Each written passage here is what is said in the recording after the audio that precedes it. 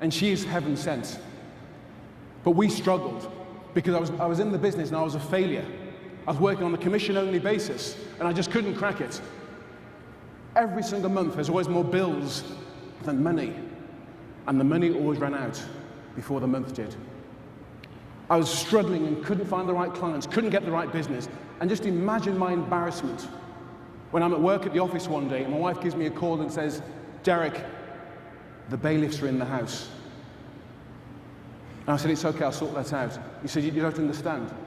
Remember that Mom and Dad are coming from Ireland to visit us today, my in-laws. They're here too." You can imagine my humiliation. My business was a failure. I was a failure. In my 30s, it was more of the same, a real struggle. My business continued to fail. But by this time, in my late 30s, we had 4 children. But I wasn't producing enough to do 1/3 of MDRT qualification. So poor was my performance. And then late one night in November 2003, everything changed for me. I stood alone in my office. The whole person I was not. I was missing my wife and children all the time. Whilst I was at work, I wanted to be over there with them. And when with my wife and children, I wanted to be at work to earn the money to pay those bills. And even now, my children would say to me, "Dad, you remember this? Remember we did that?" And I didn't remember, because mentally I wasn't there. I wasn't in the room. I was somewhere else wondering how to do the business and earn the money. Back then, I remember reading that Zig Ziglar said that children spell love, T-I-M-E. And that just made me feel worse. My financial services clients were abusing me, and they're running me ragged. I was driving all over the country, literally trying to find scraps of business, and I hated doing what I was doing with the wrong clients all the time. I was working 6 days a week, struggling, 16 hours a day away from my home and my family. And then late one night, I was driving home, and I was so tired driving in that car. And as I drove in my car, I nearly killed myself crashing on the motorway. The car in front of me was driving far too slowly.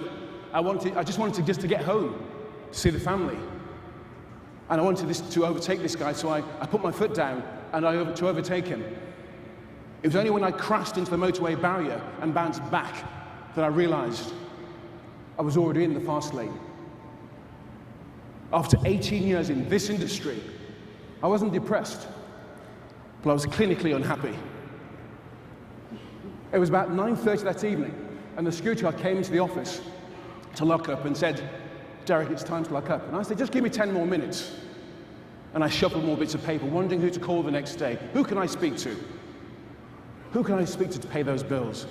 And then he said, "Derek, what time do you get in this morning?" I just replied, "Well, 8 a.m. And as he walked away, my words just hung in the air.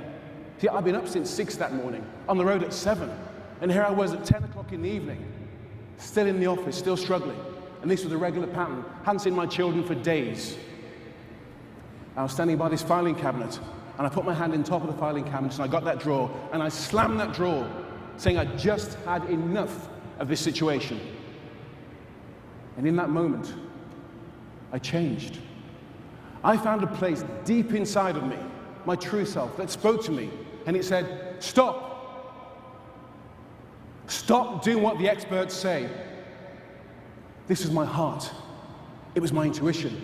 And it spoke to me and said, to be the best of you, stop setting goals and start setting standards for higher quality of life.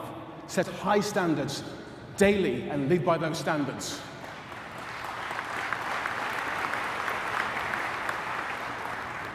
See, for 18 years, I set goals for myself. And until that night in the office, I was a failure on every single level. The business and all the levels that were important to me in my life, that mattered. See, that night, I realized I had to stop setting goals and live by these high daily standards. See, you might ask, "Derek, what is a standard?"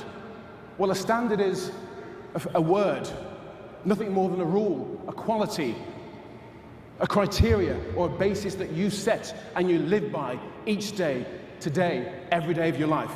And once you set those standards, you commit to yourself daily.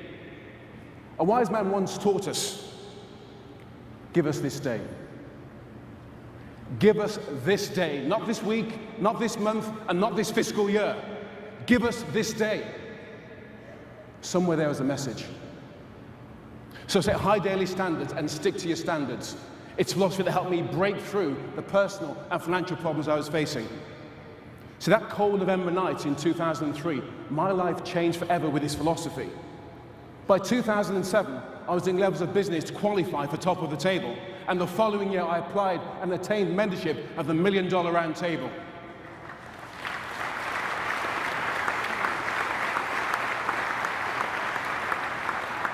And ever since then, I've managed quarter of the table and top of the table every year, working less than half the time. See, setting high standards is really about acting from who you are, from the inside. And that caused me to find my personal happiness and success that I've been striving for. I found my happiness. I found my true self. It was a simple 10-second philosophy that changed everything for me. So what I realized then was that goals needed some help. A different way of looking at things. And sometimes that's all it takes. A different philosophy, a different way of looking at things. If goals are all it takes to succeed, then why isn't everyone hugely successful? The reason is this. Goals are out there in the future. And most people attach their success, contentment, and happiness to that future. And that is where the happiness stays, in the future. By setting living by standards, they are a now experience. They are a today experience. You set them and you live them and you stay in them today, right now. There are many areas you can set standards in. It is about the whole of your life. I'm going to give you one or two areas. First, there's health and standards, health and fitness. See, each morning what I do, and I thank David Mines there for his last presentation, because every morning when I get dressed, I button my top collar, and I get my index finger, and I put it in and out, like this. And if my finger can go in and out easily, I'm okay. Because I'm a size 16, 16 and a half, UK collar size. That's my standard. I'm not buying a bigger shirt. If it's a struggle to get my finger in and out, then I know I've breached my standards. I've eaten too many pies, or haven't exercised enough. And that standard has been breached. So I do something about it that day. I'll exercise or change my diet that day. Daily standards. I once asked an old friend of mine, David, what he did when he put on weight. He said, Derek, I just buy a bigger suit. I just buy a bigger shirt. And where does that standard get you? What we heard today, it can lead to high blood pressure, heart disease, diabetes, cholesterol, and a whole range of other health problems. You see, daily standards can keep you above ground.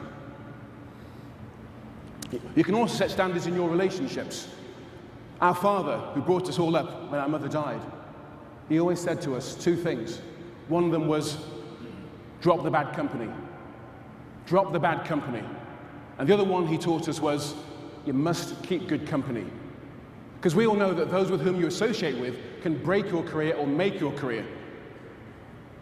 And what I learned was that was about standards. He didn't call it standard, but that's what it was all about. What I found by being a member of MDRT, that this is good company.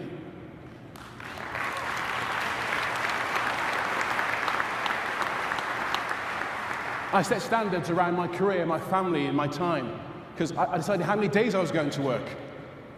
I'll take my children to school every single morning, and I'll pick them up in the evening. No more evening appointments for me. As a standard business practice, no more driving around the country seeing clients for scraps of business. All clients must come to me in the office from that point onwards. I set standards, no more weekend work, no more Fridays, half day on a Wednesday. And this changed me. My clients, I set a standard around their prospects. All prospective clients must now have a minimum wealth to deal with me.